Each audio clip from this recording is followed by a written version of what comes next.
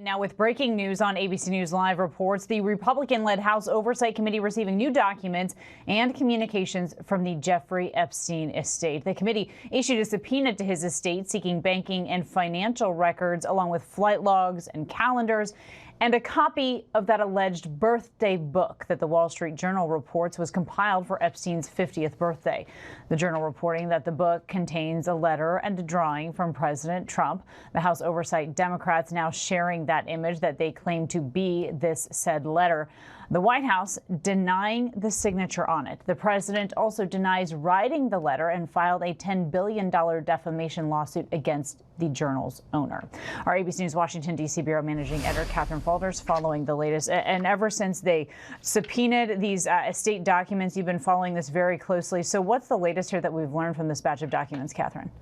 So the latest, Kana, that we have is that letter that was allegedly signed by Donald Trump and included in a birthday book for Jeffrey Epstein's 50th birthday that was allegedly sent to him back in 2003. Now, remember, the Wall Street Journal reported on this letter, did not have or publish, rather, the letter at the time. So what happened here was the Republican-led House Oversight Committee issued a subpoena to Jeffrey Epstein's estate. They subpoenaed the estate for the birthday book, for some financial records and other documents, and then got them returned to them today. And this letter was included in what they received. Now, the letter has been posted. It's right there on the screen. It's been posted on X by the House Oversight Democrats, who say that they received this letter from Jeffrey Epstein's estate when these documents were turned over today. You could see Donald Trump's, what is allegedly Donald Trump's signature there on the bottom. Now,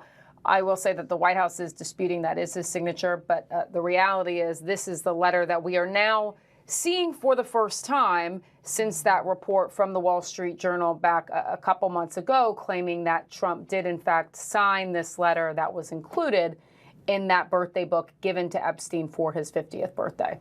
And we mentioned some of the other things that they subpoenaed in all of this, but a lot of the focus, Catherine, is, of course, on this letter. And as you mentioned there, the White House seemingly trying to use that signature here in their mind as proof that he didn't do this.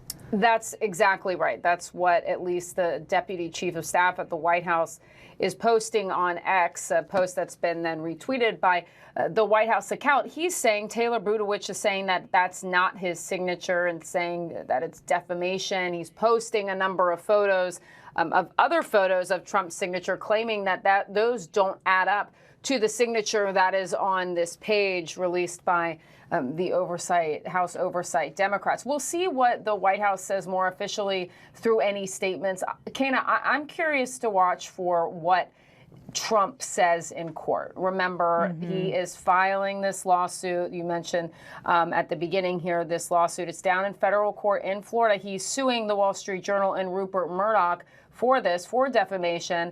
But now the image is out there. Do they use that same defense in court? Does Trump in his personal capacity also file papers with the court and claim that it's not his signature? We know that the administration sometimes says things publicly that they don't represent in court, or they represent something differently in court. Who knows if they'll do that here? But the point is, it will be interesting to see what the official response to the court is when that time comes as it relates to this letter as well. It certainly will be, as he tries to distance himself from the late Epstein. Also curious to see what comes out of these flight logs, calendars, and as well as the financial money trail there. Catherine Falders, our thanks to you.